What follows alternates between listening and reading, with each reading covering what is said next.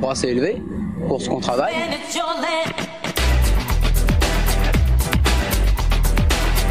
On est des militants syndicaux, je veux dire, c'est rien que ça qu'on a à faire. Ça veut dire que c'est une chose qu'on doit faire, je veux dire.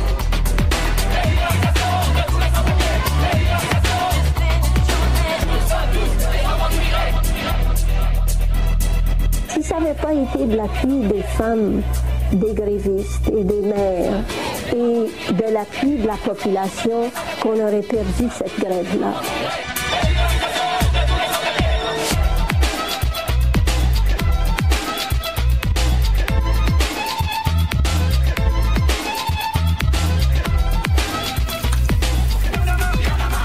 Bonjour à tous et à toutes, vous écoutez Action en direct. Action en direct, c'est une émission qui traite à chaque 2 semaines d'actualités syndicales, de conditions de travail et de culture et d'histoire militante.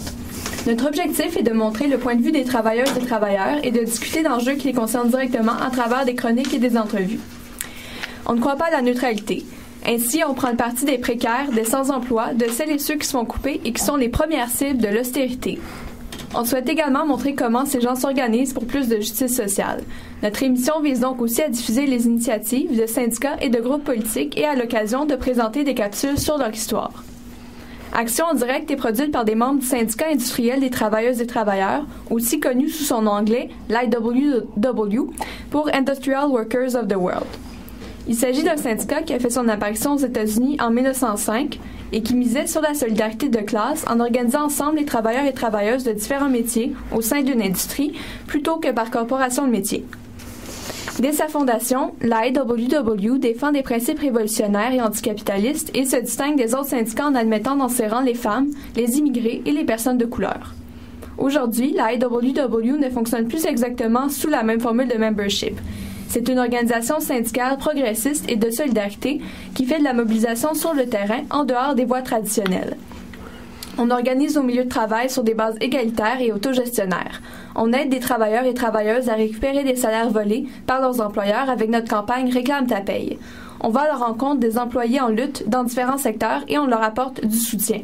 Donc, d'abord, Jawad, tu vas nous parler de la situation actuelle chez Air France.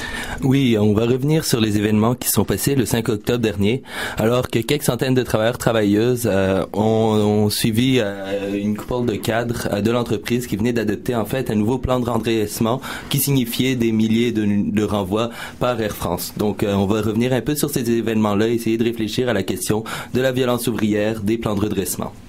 De son côté, Félix nous a préparé une chronique suite à une récente manifestation qui a eu lieu à Lac-Mégantic. Oui, en effet, je vous ferai un topo en fait sur la situation actuelle à Lac-Mégantic en parlant bien sûr de cette manifestation qui a eu lieu le 11 octobre dernier. Et par la suite, pour le segment sur les conditions de travail, on va présenter 2 entrevues sur la situation des travailleuses domestiques philippines qui viennent au Canada à travers le programme des aides familiaux. On a avec nous en studio Laurence Maguillaumin, qui est impliquée depuis près de 2 ans au sein de PINAI, l'organisme des femmes philippines au Québec. Bienvenue, Laurence. Merci. Et enfin, pour notre segment sur la culture et l'histoire, Jean-François va nous faire un compte-rendu du livre Maté la meute qu'il a lu pour nous. Oui, mais c'est un livre quand même assez intéressant qui s'intéresse aux origines de la police et qui fournit un cadre d'analyse pour la recrudescence des violences policières. Et enfin, pour souligner les 45 ans de la crise d'octobre, on va présenter une entrevue réalisée avec Marc-André Cyr au sujet du FLQ. Et on va ensuite se quitter sur un calendrier des événements importants pour les 2 prochaines semaines, sélectionnés par Félix. Donc, d'abord, Félix, tu as un topo sur les nouveaux développements au sujet de l'explosion du train de la MMA à Lac-Mégantic en 2013? Oui, donc comme tu sais, Lac-Mégantic a été le théâtre d'une catastrophe ferroviaire il y a 2 ans. Un train de 72 wagons transportant du pétrole a déraillé et explosé, ce qui a causé la mort de 47 personnes. La plupart d'entre eux étaient dans un bar local qui s'appelait le Musi-Café. L'événement a provoqué une réflexion générale au Québec, puis au Canada, sur la sécurité ferroviaire. En effet, les conditions dans lesquelles ça s'est produit étaient moins qu'idéales, c'est-à-dire la grande longueur du train, l'absence de wagons de queue et la taille du soi-disant équipage qui était en fait composé d'une seule personne. L'an dernier, le conducteur du train, Tom Harding, et le contrôleur ferroviaire Richard Labrie ont été accusés de 47 chefs de négligence criminelle ayant causé la mort. Puis pourquoi est-ce qu'on en parle encore aujourd'hui? Ben, Harding et Labrie sont des syndiqués métallos et depuis qu'ils ont été accusés, leur syndicat mène la défense contre ce qui s'apparente, selon eux, à un coup monté.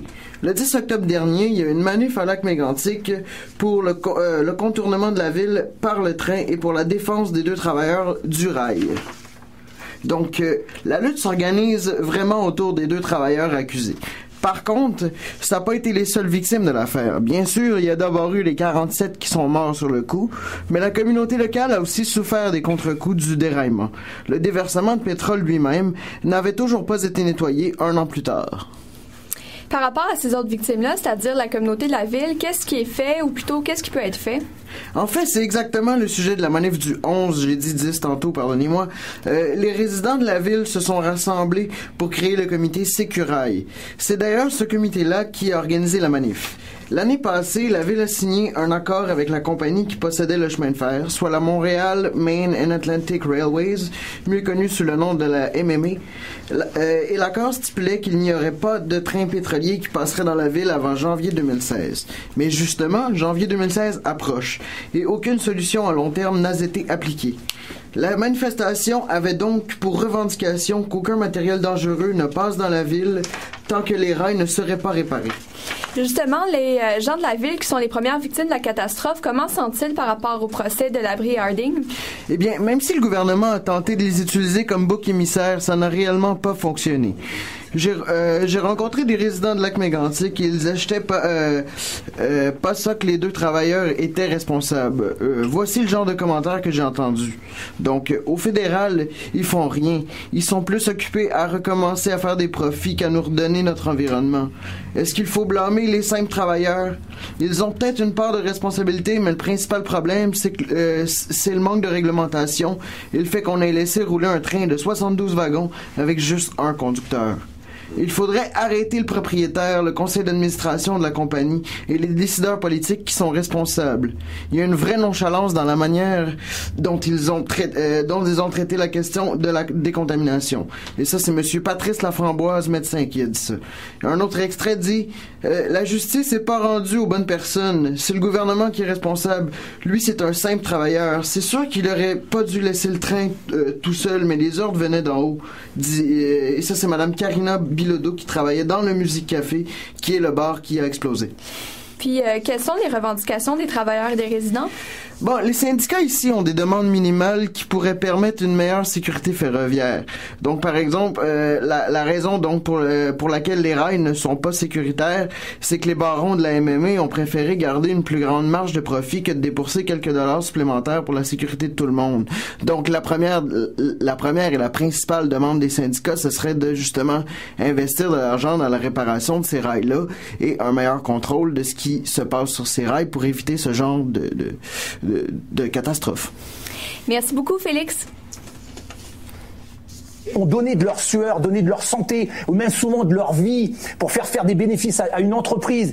Et que quand vous avez des actionnaires qui prennent cet argent, qui se le mettent dans les fouilles, et avec ce même argent vont construire des usines à l'étranger, avec l'argent de la sueur de ces gens-là, on est dans un système où plus vous travaillez, plus vous faites de bénéfices, plus vous avez de chances d'être virés parce que cet argent, ils vont s'en servir pour aller fabriquer des usines à l'étranger. Vous comprenez? On est dans un système pourri. Il va falloir le faire. Il va falloir en sortir. Et malheureusement, la violence sera inéluctable. Et pour l'instant, contentez-vous et rassurez-vous que ce soit simplement des chemises arrachées parce qu'un jour ou l'autre, ce sera bien pire que ça. Alors, allons maintenant de l'autre côté de l'océan, du côté de la France. Jawad, on va aborder avec toi d'autres impacts de cette course au profit. Le 5 octobre dernier, il y avait une image forte de la colère, voire de la vengeance des travailleurs et travailleuses qui a fait le tour du monde. On voyait des centaines de salariés de Air France poursuivre et arracher la chemise des cadres de l'entreprise. Effectivement, Camille. En fait, 3 syndicats d'Air France tenaient une grève de 2 heures le 5 octobre dernier, au même moment où se tenait une réunion pour adopter un plan de redressement de l'entreprise Air France. Des centaines de travailleurs et travailleuses se sont réunis à ce moment pour dénoncer le plan de redressement de l'entreprise. À la sortie de la rencontre, les travailleurs et travailleuses ont poursuivi, comme tu l'as mentionné, le directeur des ressources humaines et d'autres cadres de l'entreprise, les insultant. La colère s'est exprimée au point où les salariés ont arraché littéralement la chemise sur le dos d'un cadre et l'ont obligé à enjamber une clôture pour fuir la furie des employés. Cette action d'éclat des syndiqués s'est conclue avec 7 blessés du côté patronal et l'arrestation de 5 salariés de l'entreprise.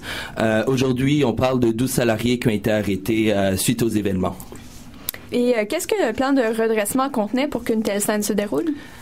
En fait, cette rencontre dont je viens de vous parler avait pour objectif d'adopter un plan de redressement qui est dans les cartons de l'entreprise depuis plusieurs années maintenant et qui se prénomme Perform 2020.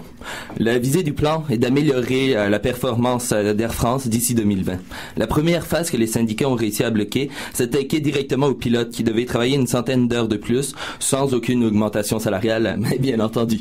Devant la résistance des pilotes qui ont été en grève en septembre 2014, la direction a proposé une version 2.0 qui est encore nommée Perform 2020, qui implique cette fois-ci la coupure de 2900 postes au cours des 2 prochaines années. Notamment par la coupure du courrier long par l'entreprise. Air France a déjà procédé par le passé à des retraites forcées pour couper des emplois. La particularité des précédentes mises à pied, c'est que cette fois-ci, il s'agit d'employés qui ne sont pas en âge de prendre leur retraite. Il s'agit en fait de la première fois dans l'histoire de Air France que Air France fait des renvois secs d'une telle manière. On place ainsi les travailleurs et travailleuses devant un faux dilemme. Soit voir leurs propres conditions de travail charcutées par les employeurs ou se porter responsable de milliers de pertes d'emplois pour leurs collègues. Il s'agit d'un autre exemple où une entreprise, sous prétexte de rentabilité, s'attaque aux conditions de travail de ses employés.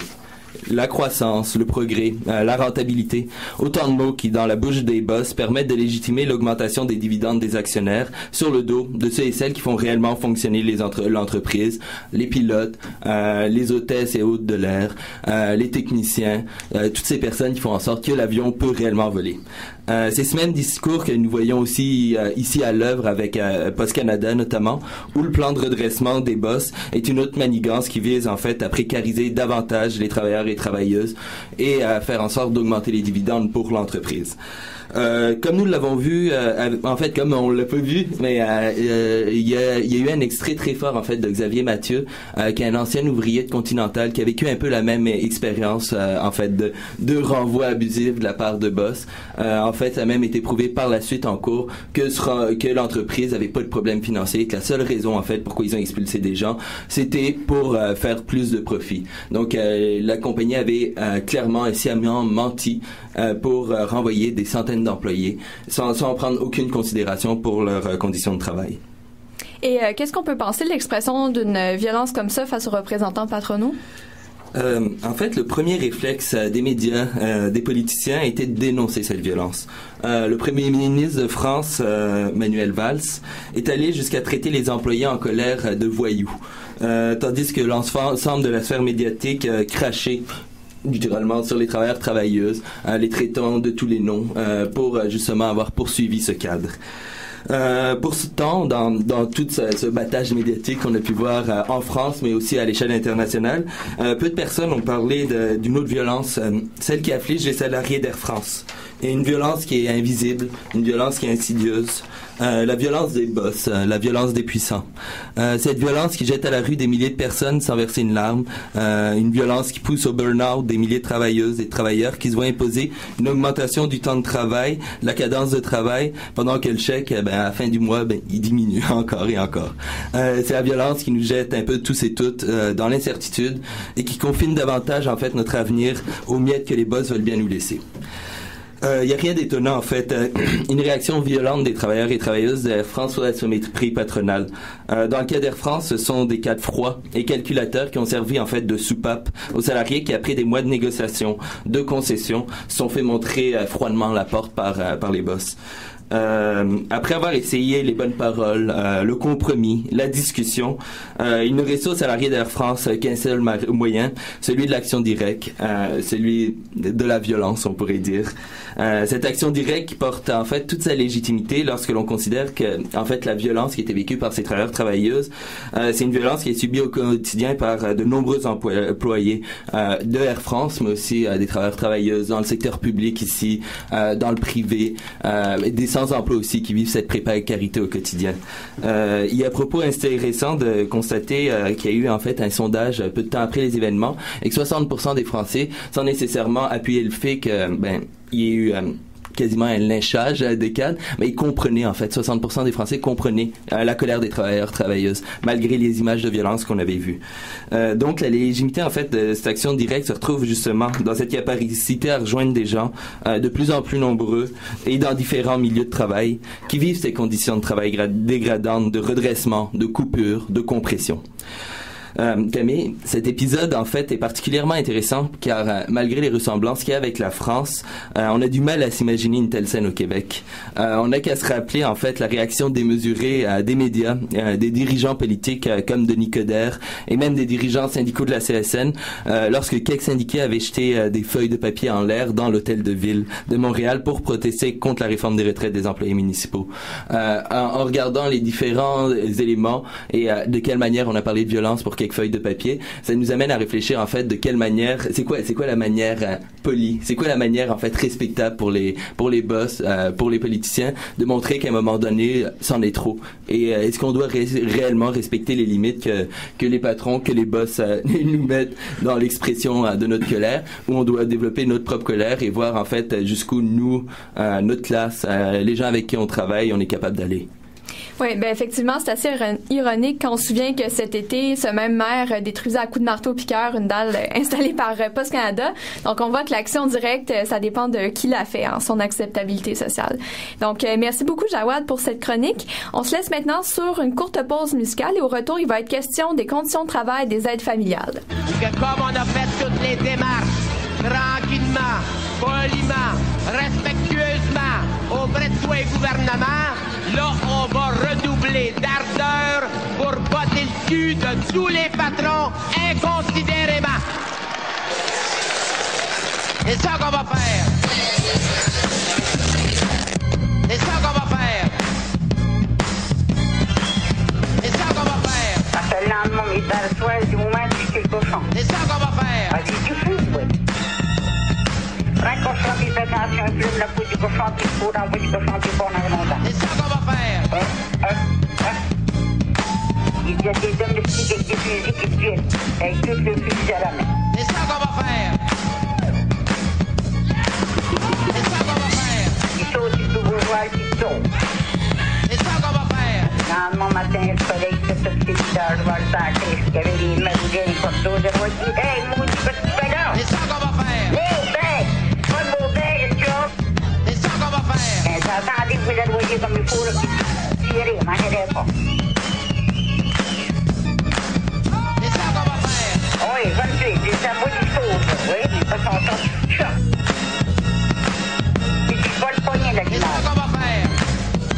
Il monte une couverture qui te va découvrir. C'est ça qu'on va faire.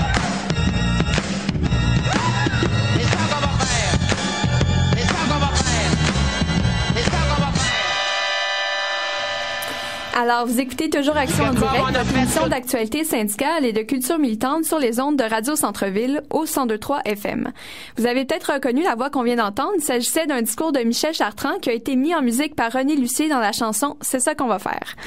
Donc, pour le segment de cette semaine sur les conditions de travail, on a choisi de vous parler de la situation des aides familiales car il s'agit d'un sujet dont on entend généralement peu parler dans l'actualité, bien que ça concerne des dizaines de milliers de travailleuses au Canada. Notre camarade Tristan a rencontré cette semaine Jeanne-Olivier Gobeil, qui est étudiante à la maîtrise en droit à l'UQAM. Avec Elsa Galéran et Martin Gallier, elle a co-dirigé un rapport de recherche sur l'exploitation des travailleuses domestiques en vertu du programme fédéral d'aide familiaux. Ce rapport-là a été réalisé en partenariat avec PNAI, un organisme de défense des travailleuses philippines. Donc, sans plus tarder, écoutons ce qu'elle a à nous dire. Vous pourrez nous expliquer en quoi consiste ce programme fédéral des aides familiaux? C'est un programme d'immigration fédérale qui va permettre aux familles canadiennes d'embaucher des travailleuses d'origine étrangère pour prendre soin soit d'un enfant, d'une personne âgée ou d'une personne handicapée à domicile, donc dans la résidence privée de l'employeur. Il faut savoir que le programme n'est pas du tout nouveau. C'est déjà depuis les années 1950 que le gouvernement canadien organise l'importation de cette main-d'œuvre-là. Une main-d'œuvre qui est à la fois sexuée et racisée, donc particulièrement dans le secteur domestique. Le gouvernement, depuis le début des programmes, va justifier le programme par la crise, là, je le mets en guillemets, qui frappe les familles canadiennes depuis que les mères de familles canadiennes ont pris une plus grande place sur le marché du travail. Ce qui est ironique vraiment dans le nom du programme, c'est que le programme s'appelle officiellement le programme des aides familiaux, alors qu'on sait que plus de 98% de ces aides familiaux-là sont en fait des femmes. Donc, on peut dire que le programme participe de cette façon-là à organiser la division internationale du travail de manière sexuée. Il y a aussi un caractère racisé à cette division du travail parce que 95% des travailleuses du programme sont en fait originaires des Philippines. Avant la fin des années 1980, elles venaient plutôt des Caraïbes, mais à cette époque-là, les travailleuses ont commencé à s'organiser collectivement, à revendiquer des meilleures conditions de travail, et c'est là que rapidement le gouvernement les a remplacées par des Philippines. Alors, quelles sont les contraintes pour les travailleuses de ce programme? Qu'est-ce que ça implique au niveau, par exemple, des droits du travail, de l'immigration? Je dirais premièrement que les travailleuses arrivent avec un permis de travail qui est valable pour un seul employeur. Donc, elles peuvent travailler pour un employeur particulier. Donc, si son employeur lui impose des conditions de travail qui n'ont pas d'allure, avec lesquelles elle n'est pas en accord, ça va être difficile pour elle de le quitter parce qu'elle va devoir prendre en compte qu'il y a des longs délais pour obtenir un nouveau permis de travail. Donc, elle va être poussée à accepter tout ce que lui impose son employeur. Parce que la deuxième caractéristique du programme, c'est aussi que les travailleuses arrivent au Canada avec un statut temporaire. Et elles, la plupart, elles veulent obtenir la résidence permanente au Canada. C'est pour ça qu'elles sont là. Donc, pour l'obtenir, elles doivent accomplir 24 mois de travail chez l'employeur dans un délai maximum de 4 ans. Ce qui fait en sorte que si elle décide de quitter son employeur à cause des mauvaises conditions de travail qu'on lui impose, il va y avoir un délai supplémentaire qui va lui être imposé, puis elle risque de pas compléter les 24 mois de travail dans un délai de 4 ans. Donc, c'est pour ça qu'il y a une des travailleuses qui nous a dit qu'elle se sentait esclave de ses papiers. Aussi, il faut savoir que le programme a été modifié de façon majeure l'année dernière, parce que jusqu'à l'année dernière, on imposait à toutes les travailleuses de vivre chez leur employeur. Avec la réforme, l'obligation de résidence elle a été abolie et il faut le dire, c'est une victoire parce que la suppression de cette obligation de résidence, ça fait longtemps que c'est revendiqué par les travailleuses. Par contre, le fait de résider chez l'employeur, ça c'est pas aboli. Parce que si la travailleuse et l'employeur s'entendent, la travailleuse peut quand même vivre chez l'employeur. Puis pour la travailleuse, c'est très difficile de refuser. Elle n'est pas sur le même pied d'égalité que son employeur pour ce qui est de la négociation. Donc par rapport aux aides familiaux, c'est quoi le principal constat de votre recherche? Le principal constat de notre recherche, que je répète, on a réalisé en partenariat avec PNAE, c'est que leur relation de travail s'apparente à des situations d'esclavage. Concrètement, je vous explique là, je vous donne des exemples. Les travailleuses qu'on a rencontrées travaillent de 60 à 98 heures par semaine et sont payées que pour 40 heures de travail au salaire minimum, alors que selon la loi sur les normes du travail, toute heure supplémentaire devrait être payée à taux et demi. Donc, bref, notre constat principal, c'est qu'on peut parler d'une violation systématique du droit du travail. Donc, ce que je viens de dire, l'obligation de faire des heures supplémentaires non payées, l'absence de congés payés, de congés tout court, et le fait que les travailleurs sont assignés à une liste de tâches sans fin. On a entendu toutes sortes de tâches farfelues qui faisaient pas partie de leur contrat de travail. Quelles sont vos propositions pour ce programme? Plutôt une réforme, plutôt une abolition? Oui, donc, moi, je le répète, on travaille avec PNAE et pour PNAE. Alors, pour nous, les solutions vont venir déjà des travailleuses elles-mêmes. c'est elles qui connaissent le mieux le programme, leurs conditions de travail. Donc, c'est elles qui sont le mieux placées pour proposer des mesures d'améliorer leurs conditions. Donc, nous, on soutient à 100% leurs revendications que je vais vous citer à l'instant. Donc, la première revendication, attribuer la résidence permanente aux travailleuses dès leur arrivée sur le sol canadien. Mettre en place des mécanismes d'inspection du travail continu des employeurs, obliger les employeurs à respecter les 8 heures de travail par jour, accorder aux travailleuses un permis de travail propre à un secteur spécifique plutôt qu'à un employeur spécifique, offrir aux travailleuses domestiques des cours de français et finalement garantir leur droit d'association. Mais en fait, c'est que pour cette question-là, on va toujours opposer les personnes qui souhaitent réformer le programme à ceux qui revendiquent son abolition.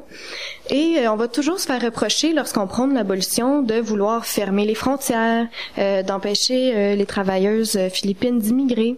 Donc là, je vais le dire tout de suite, que ça soit clair, nous, comme PNAE, on défend le droit à la libre circulation des personnes, de toutes et tous.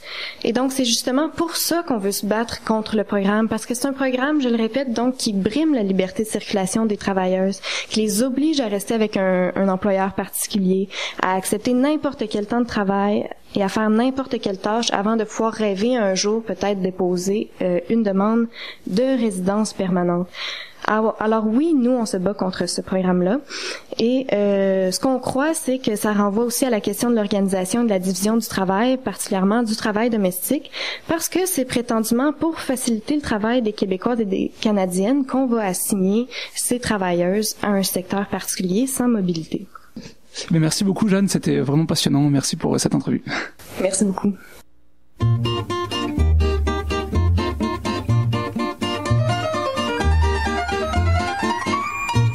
Qui c'est qui fait la vaisselle? Faut pas que ça se perde. Qui c'est qui doit rester belle? Les mains dans la merde. Mais tout change, et voici Jules qui lange les fesses de l'héritier. Il balaye, et bientôt, quelle merveille, il astique le plancher. Ça fait rien, on change rien. Qui c'est qui fait la vaisselle? Faut pas que ça se perde. Qui c'est qui doit rester belle? Les mains dans la merde. Mais tout bouge, et voici que les yeux rouges, il fait cuire le rôti. Il cuisine, quelle splendeur assassine. Fait la plongée, il essuie. Ça fait rien, on change rien. Qui c'est qui fait la vaisselle? Faut pas que ça se perde. Qui c'est qui doit rester belle? Les mains dans la merde. Mais tout marche, mais ça marche, et voici qu'il ne se cache quand il reste à la maison. C'est Germaine qui ramène tout l'argent de la semaine. Ce n'est pas contre raison. Ça fait rien, on change rien. Qui c'est qui fait la vaisselle? Faut pas que ça se perde. Qui c'est qui doit rester belle? Les mains dans la merde. Mais il l'aime, mais il s'aime, et ce n'est pas un problème de savoir qui va porter la culotte ou bien les bottes. Et le seul drapeau qui flotte, c'est une tête d'oreiller. Ça fait rien, on change rien. Qui c'est qui fait la vaisselle? Faut pas que ça se perde. Qui c'est qui doit rester belle? Les mains dans la merde. Mais voici que sonne l'heure de traîner l'enfant qui pleure vers l'école au banc de bois. L'enfant de Germaine et Jules, sans y penser, articule dans les livres d'autrefois. Ça fait rien, on change rien. Qui c'est qui fait la vaisselle? Faut pas que ça se perde. Qui c'est qui doit rester belle? Les mains dans la merde. Tout recule, et plus tard le petit Jules aura des enfants aussi, qui derrière leur cartable dans l'école imperturbable épelleront ses niaiseries. Ça fait rien, on change rien. Qui c'est qui fait la vaisselle? Faut pas que ça se perde. Qui c'est qui doit rester belle? Les mains dans la merde. Qui c'est qui fait la vaisselle? Faut pas que ça se perde. Oh ben non.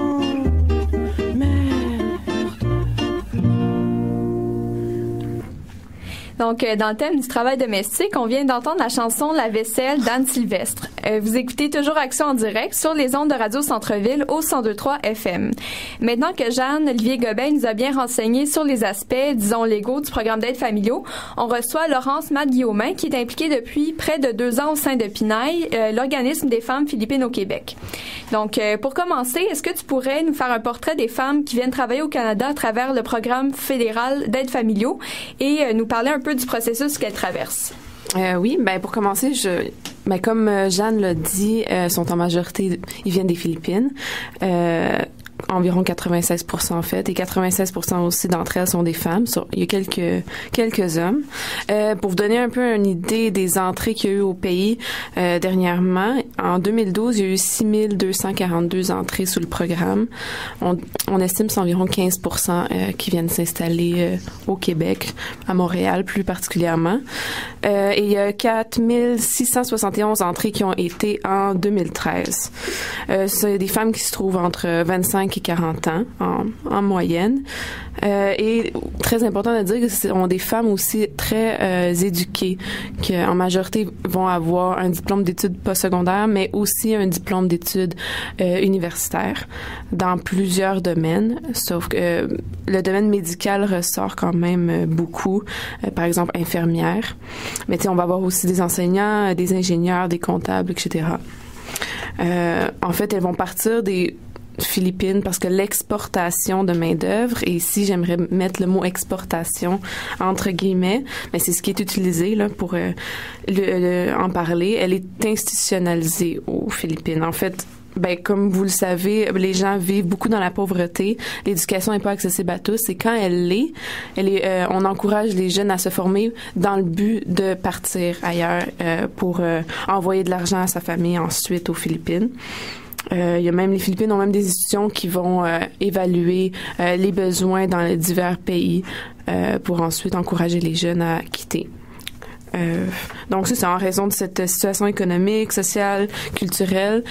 Chaque jour, il y a 8 milliers de Philippins qui vont quitter les Philippines pour aller travailler ailleurs. Et sur ces 8 milliers de Philippins, plus de la moitié, ce sont des femmes. Puis elles vont vraiment quitter pour remplir des besoins fondamentaux, là. Nourrir leurs enfants, les loger, la santé, les envoyer à l'école.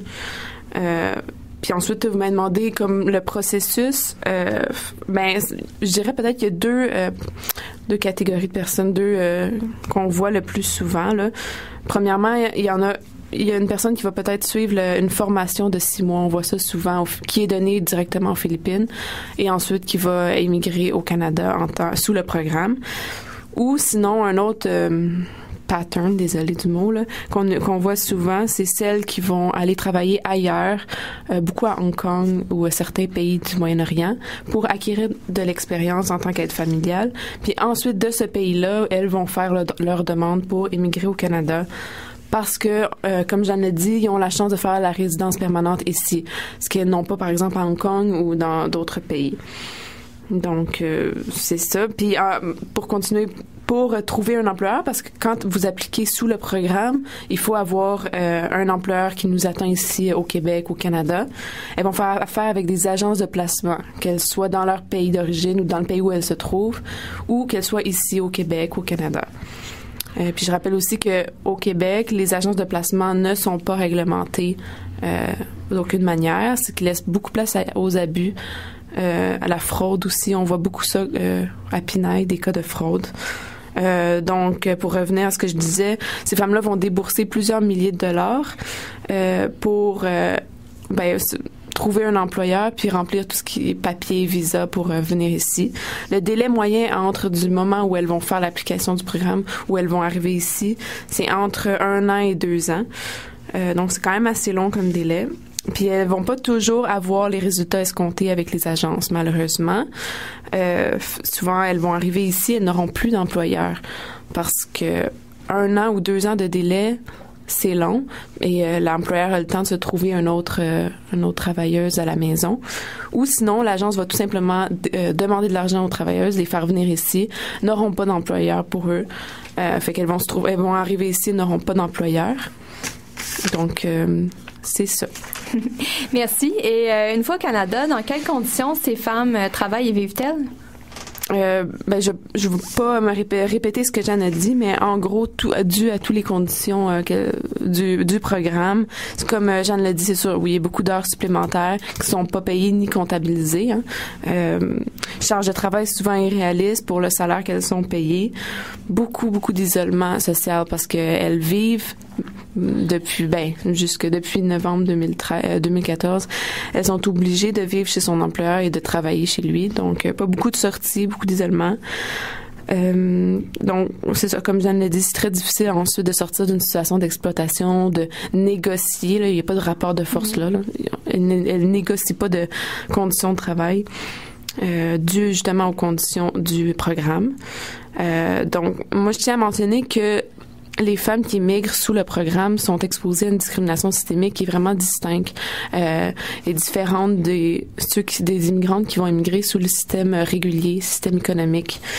En fait, elles sont vraiment exposées à du quasi-esclavage puis considérées comme la main-d'œuvre jetable et temporaire, malgré que la pénurie, comme on l'a déjà dit, ne soit pas temporaire, elle est permanente.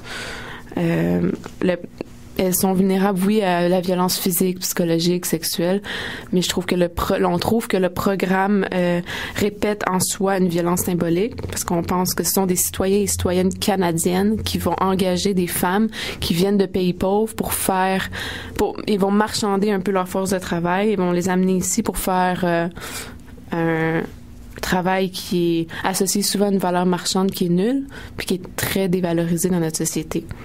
Donc, c'est ça. Puis, quel genre de personnes ont recours à ces aides familiales? Est-ce que c'est des familles, des individus? C'est assez diversifié.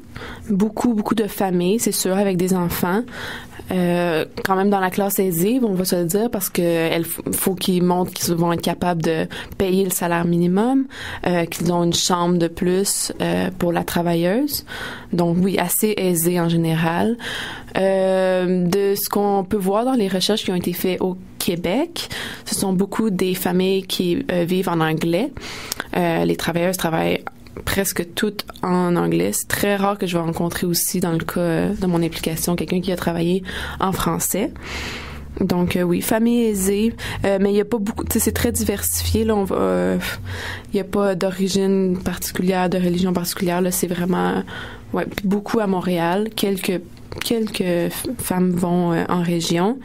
Puis il y a aussi des familles qui vont engager des aides familiales pour s'occuper c'est sûr, un parent vieillissant et tout, mais en majorité, on voit beaucoup des familles avec plusieurs enfants. Puis finalement, quels sont les recours et les perspectives de lutte pour les travailleuses domestiques? C'est sûr que Jeanne tantôt a dit les revendications de Pinay, les principales revendications. Donc, je vais pas les répéter, mais j'aimerais juste mentionner que, en plus de l'obligation de résidence qui a été abolie ou, on va dire, rendue optionnelle, il y a quelques autres changements qui sont assez importants, mais qu'on appréhende un peu. On sait pas encore trop quelles conséquences va avoir ces changements-là. En gros, je fais un gros résumé là. Il y a maintenant 2 voies d'accès à la résidence permanente, ce qui veut dire que la résidence permanente est plus rendue aussi automatique qu'elle l'était avant novembre 2014. Avant, elle faisait leurs 24 mois en général. Si tout avait bien été, elles obtenaient leur résidence permanente. Sauf que là, malheureusement, ils ont créé 2 catégories. Ces catégories-là, ils ont chacun des limites de demandes par année. Puis il y a aussi que les conditions d'admissibilité à la résidence permanente ont augmenté, tandis que les conditions d'admissibilité pour l'entrée au pays dans le programme n'ont pas changé. Mm-hmm. Donc on a l'impression que ça va rendre la résidence permanente beaucoup plus conditionnelle. Ouais. Oui, ben merci beaucoup, Laurence. On va malheureusement devoir conclure cette entrevue, mais c'était très intéressant. Donc, après la pause musicale, Jean-François nous fera un compte-rendu du livre « Mater la meute » de Leslie J. Wood sur les transformations des forces policières. Les cailles, c'est des petits oiseaux, comme des poulets, mais les petits poulets sont petits.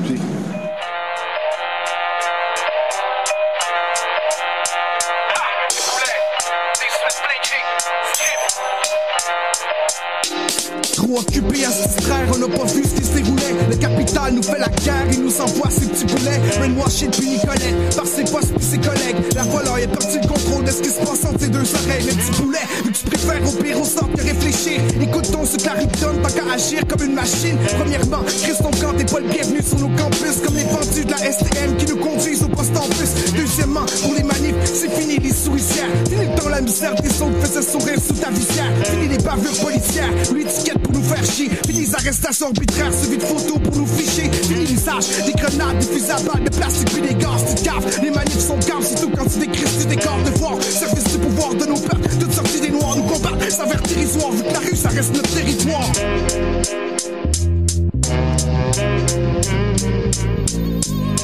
L'État gaspille les fonds publics pour maintenir son pouvoir. Les médias servent les gens plus riches pour que les autres puissent pas voir. Le droit de manifester nous quitte, on déplore son départ. La police est politique, les poulets sont des porcs. L'État gaspille les fonds publics pour maintenir son pouvoir. Les médias servent les gens plus riches pour que les autres puissent pas voir.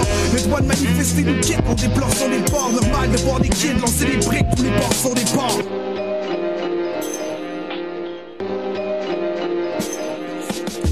Les petits poulets se tiennent entre eux vu que personne les respecte. Mais trop centrés sur eux-mêmes, les semaines deviennent redneck. Chaque pion cherche à plaire au sein de son équipe. La reconnaissance des pères devient politique. C'est là que surviennent les dérapages, les abus, les excès. À carte parce que ceux qui font des gaffes puis ceux qui les acceptent. Ça croit que l'uniforme puis le badge vous donne tous les trois. Manger de la marde, le peuple sera droit le show, ça sera vous les trois. On est allé, c'est fini, on démolit votre hégémonie. On le sait que la série 19 de Jesus pour pas qu'on vous démonise. Cerveau lessivé, c'est les civils sous civil. L'État va se faire renverser, vous êtes mieux de vous sauver au civil passe. On va se rappeler de vos farces, puis encore plus de vos farces. On va vous les faire avaler, puis vous voler votre cash. Après tout c'est nos taxes, ça excuse le manque de tact. La prise de tâche, les petits poulets rôtissent, c'est la saison de la chasse.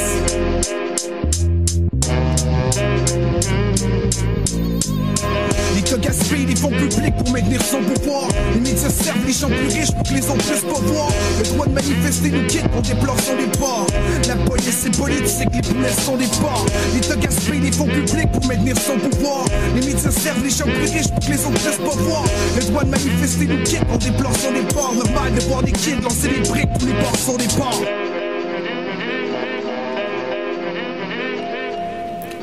Vous écoutez toujours Action en direct, votre émission d'actualité syndicale et de culture militante sur les ondes de Radio Centre-Ville au 102.3 FM.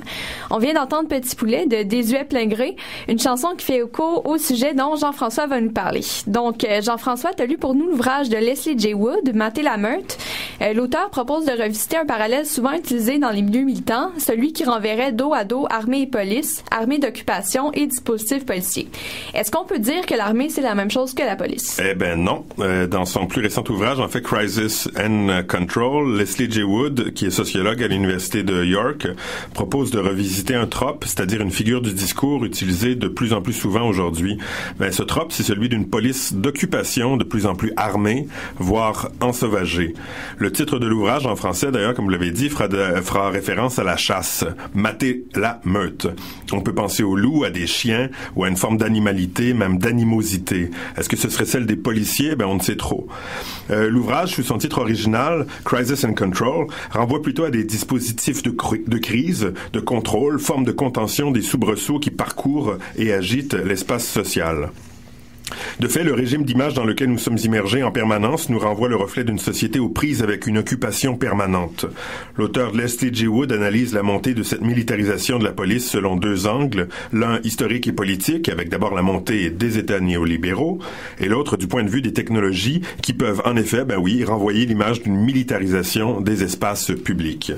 Qu'on pense aux barrières, au contrôle de foule, aux souricières, boucliers, bâtons cinétiques, gaz dispersants ou lacrymogènes qui créent des écrans de fumée, bombes assourdissantes, masques à gaz, hélicoptères, caméras et autres outils de surveillance et de traçabilité, d'écoute et de diffusion, qu'on pense par exemple aux camions flûtes.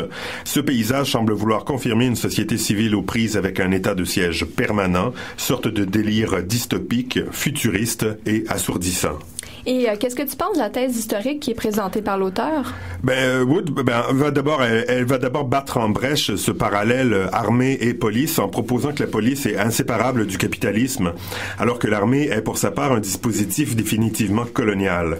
Ça semble évident pour nous, mais pour Wood, donc police et capitalisme sont indissociables. Il n'y a pas de capitalisme sans police et inversement.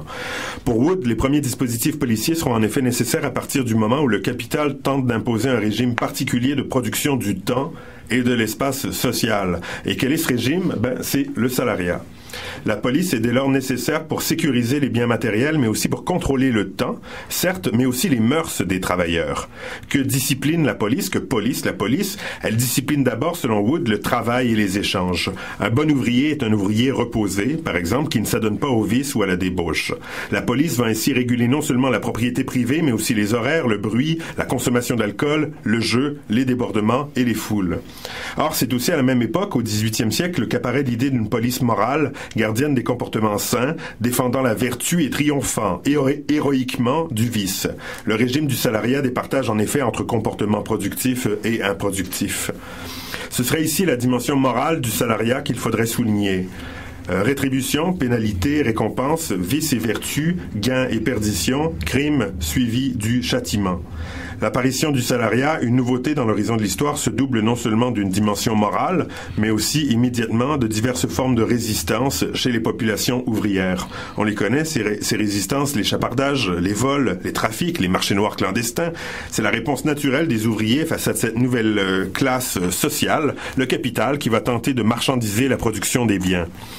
Paradoxalement, donc, la police dite publique, je le mets entre guillemets, apparaît afin de réguler les échanges et de protéger la production de la propriété qui, elle, est privée. À titre de corollaire, on peut souligner, c'est ce que fait Wood, que les polices privées ne sont pas une nouveauté. La police privée a toujours existé. Elle sert à sécuriser des territoires précis, à sécuriser des échanges précis. On peut penser au Garda de l'UQAM. Le Police Office maritime de Londres apparaît pour sa part pour sécuriser le transfert des marchandises et le débarquement des marchandises dans le port de Londres. À l'époque, donc, la police n'est pas encore un service public centralisé, hiérarchique, comme le sera l'armée. La police, donc, et contrairement à l'armée, n'est pas directement et nécessairement une extension de l'État. Elle est par contre un outil du capital. D'ailleurs, Mathieu Rigaud n'avait pas défendu récemment une toute autre thèse, celle d'une police qui serait plutôt liée au régime colonial? En effet, mais c'est dans la domination policière, une violence industrielle, que Rigaud a défendu l'idée que les technologies de contrôle des populations, notamment celles utilisées dans les banlieues parisiennes, ont d'abord été inventées dans les colonies.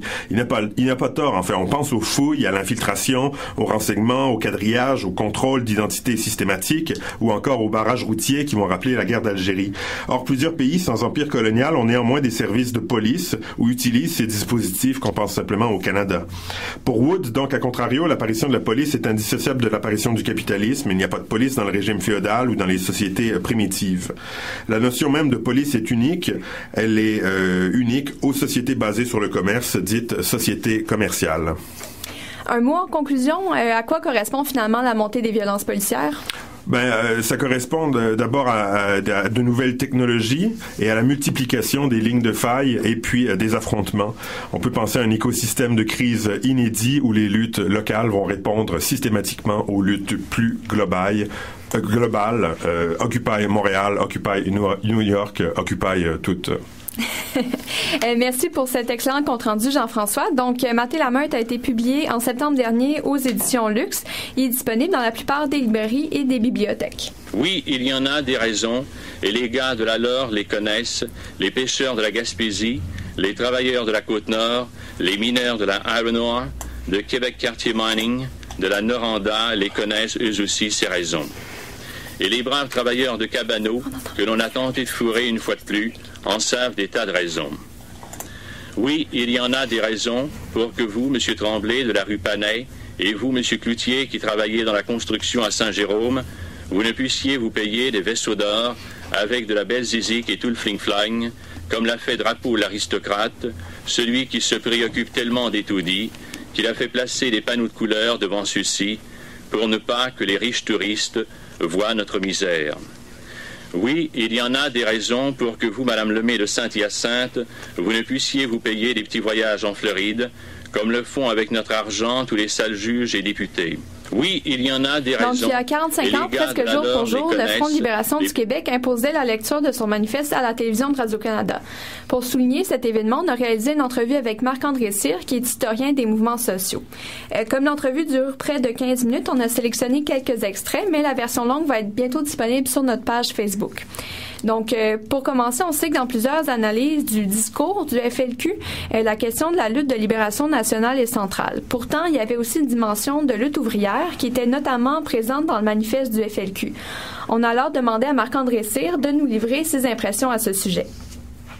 On a oublié la dimension sociale au profit de la dimension nationale à cause de ce qui est devenu aujourd'hui le mouvement nationaliste et indépendantiste québécois. Mais à l'époque, dans les années 60, on remarque que la différence est bien importante. D'une part, les mouvements les plus radicaux indépendantistes sont inspirés de marxisme, Fanon, Memmi, Castro, Guevara, etc. Ils sont indépendantistes, mais pour eux, ça veut dire une rupture avec l'ordre capitaliste en général et l'ordre canadien ou fédéraliste en second. Et c'est aussi une rupture très importante et très marquée à l'époque avec l'impérialisme américain, voire européen, dans le cas des pays africains. Donc, la FLQ entretient des liens avec la FLN, avec ETA, avec l'IRA, avec l'OLP, avec le Black Liberation Front, une organisation par ailleurs avec laquelle le FLQ a fomenté l'explosion de la Statue de la Liberté en 1965. Preuve que ces liens sont parfois très sérieux et qui sont pris au sérieux.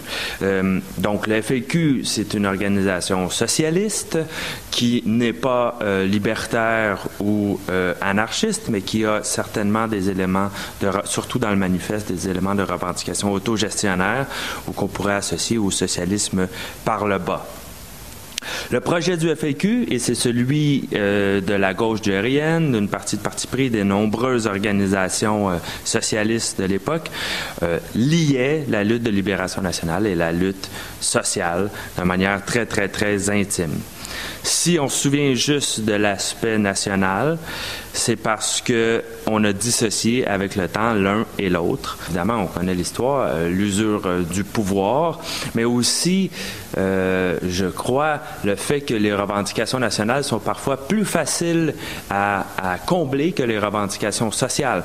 Les revendications, un État comme l'État canadien ou l'État espagnol ou l'Angleterre ou peu importe, peut très bien s'accommoder d'une autonomie partielle des peuples qui l'habitent, même s'il y a toujours une volonté centralisatrice, etc. Alors que la question sociale, elle demande un changement radical beaucoup plus important. Bien évidemment. On lui a ensuite posé la question à savoir si au niveau des actions du FLQ, il y avait également un lien à faire avec les luttes des travailleurs et travailleuses. Le discours, si on le prend au sérieux, il se décline en action. L'action du FLQ était une action qui se disait révolutionnaire. Hein? On pose des bombes, on envoie des communiqués pour les soutenir, on soutient les grèves, on envoie des militants sur les lignes de piquetage, on parle de leur lutte dans les journaux, dans les tracts du FLQ. Et bien entendu, ces actions-là, qui sont parfois éclatantes, sont soutenues ou en amont doivent être déployées par d'autres actions. On parle de vol de dynamite, de vol de banque, bien entendu, mais aussi, par exemple, de voyage à l'étranger pour se faire des contacts, de formation de cellules, de nombreuses réunions, de l'épisode de la Maison du pêcheur qui a été mis en film dernièrement, etc., etc. C'est donc tout un héritage, finalement, qui ressemble beaucoup à celui de la gauche radicale aujourd'hui, qui devrait être celui de la gauche radicale, en fait. Et si la gauche radicale est un peu gênée de se réapproprier cet héritage de lutte radicale et révolutionnaire-là, c'est justement à cause de la question nationale, qui est devenu peu à peu exacerbé. Si on lit le manifeste, comme tu le soulignais il y a un instant, on remarque qu'il y a des mots là-dedans qui sont aujourd'hui censurés, qui n'existent plus, avec lesquels il faudrait peut-être renouer. Pas nécessairement reprendre le langage des années 70, mot pour mot, mais peut-être à cesser d'avoir peur d'utiliser certains mots, comme socialisme, par exemple, comme autogestion ou comme oppression, classe sociale, etc. Je pense qu'il y a tout un bagage langagier à reprendre. Au niveau des actions, bien entendu, l'action directe, surtout en période où à peu près tout est illégalisé, toute action légitime et efficace est illégalisée en moins de 48 heures au Québec et au Canada, l'action directe devient de mise. Et par action directe, ça ne veut pas dire poser des bombes. Je pense que cette époque-là est effectivement révolue. Ça pourrait être très dangereux pour les militants eux-mêmes, premièrement, et à peu près impossible à effectuer de nos jours avec les systèmes de surveillance. Le discours. Et pour terminer, on a demandé à Marc-André si l'action directe avait encore sa place aujourd'hui dans les luttes progressistes et dans l'action syndicale. Voici ce qu'il avait à nous dire. Soit l'action directe au sens large, au sens de désobéissance civile, au sens d'action faite directement par les travailleurs et pour les travailleurs dans le but de défendre leurs intérêts. Je crois que oui, il y a une grande place à ça aujourd'hui pour les grèves spontanées aussi, pour la résistance finalement qui sort du cadre légal parce que le cadre légal est de plus en plus restreint et empêche toute forme de développement, de lutte sérieuse et de combat sérieux où finalement les intérêts des bourgeois, des notables pourraient être menacés. Pierre Vallière, justement, un des penseurs du FAQ, disait qu'il aimerait redonner aux bourgeois une bonne frousse, comme dans les années 70, et il ajoutait, la bonne nouvelle, c'est que ça leur en prend pas gros pour avoir peur. Et c'est effectivement vrai, on l'a vu en 2012, on le constate tous les jours, ils sont assez peureux. Donc, faisons leur peur un peu. Donc, c'était une entrevue qui était fort intéressante. On vous rappelle que la version complète va être disponible bientôt sur notre page Facebook. Juste dire rapidement comme ça, il y a aussi un film très intéressant sur le sujet qui s'appelle Les Ordres de Michel Brault, produit en 74, qui peut se trouver dans n'importe quel club vidéo proche de chez vous. Maintenant, passons au calendrier. Donc tout d'abord, lundi le 26 octobre, il y a un cocktail commémoratif organisé par le mouvement autonome et solidaire des sans-emploi pour commémorer tout d'abord le 80e anniversaire de la Grande Marche de 1935 qui a mené au 75e anniversaire du régime d'assurance chômage. Le tout se tient à la Cinémathèque à 17h. Par la suite, le mercredi 28 octobre, il y a une soirée d'information et d'échange sur la thématique « Que faire face à une loi spéciale ». Le tout se tiendra au 1212 rue Panet à 19h. Par la suite, le 29 octobre, jeudi, et c'est le début de la grève rotative de 6 jours des professeurs de cégep. Il y aura donc un piquetage symbolique en matinée à tous les cégeps de région et de ville. Par la suite, le lundi et mardi 2 et 3 novembre, l'événement On ferme le communautaire dehors contre l'austérité se tiendra. Il y aura donc interruption ou perturbation des services communautaires partout au Québec. Le jeudi 5 novembre maintenant, il y aura manifestation nationale pour un réinvestissement massif dans les services publics au parc linéaire de la commune, coin Saint-Laurent à 13h. Et le même soir, il y aura la Million Mask March au Square Victoria à 19h. Donc, merci beaucoup, Félix, pour ce calendrier tout en musique. Donc, pour nous rejoindre, je vous rappelle qu'il y a notre page Facebook, donc facebook.com/action en direct. Nous diffuserons l'enregistrement de l'émission ainsi que l'entrevue avec Marc-André Cyr et au besoin quelques références d'articles. Également, il y a notre Gmail, donc actionendirect@gmail.com si vous voulez nous contacter par courriel. Donc, je remercie toute l'équipe. Je remercie également nos chroniqueurs. Merci à vous. Merci Camille. Merci Camille. Et merci également à Tristan qui est à la technique. Et surtout, merci à vous, auditeurs et auditrices, d'avoir été avec nous pour cette émission. Donc, je vous rappelle que notre émission est diffusée aux 2 semaines. Donc, nous serons de retour avec vous dans 2 semaines, soit le 5 novembre, avec de nouveaux sujets d'actualité syndicale. On pourrait revenir à ce moment-là, notamment sur les différentes grèves qui seront passées et le calendrier qu'on vient d'effectuer. Ça nous permettra un peu de parler justement d'un bilan et de ce qui est à suivre justement dans les prochains mois, notamment avec le Front commun de la fonction publique. Et je peux vous laisser. Oui, également, je rappellerai qu'il y a une grève dans les traversiers en ce moment. On va peut-être aborder ce sujet-là. Donc, merci beaucoup à tous et à toutes. À très bientôt. Et on se laisse sur un extrait du manifeste du FLQ. Travailleurs du Québec, commencez dès aujourd'hui à reprendre ce qui vous appartient. Prenez vous-même ce qui est à vous. Vous seuls connaissez vos usines, vos machines, vos hôtels, vos universités, vos syndicats. N'attendez pas d'organisation miracle. Faites vous-même votre révolution dans vos quartiers, dans vos milieux de travail. Et si vous ne le faites pas vous-même, d'autres usurpateurs technocrates ou autres remplaceront la poignée de fumeurs de cigares que nous connaissons maintenant et tout sera à refaire. Vous seul êtes capable de bâtir une société libre.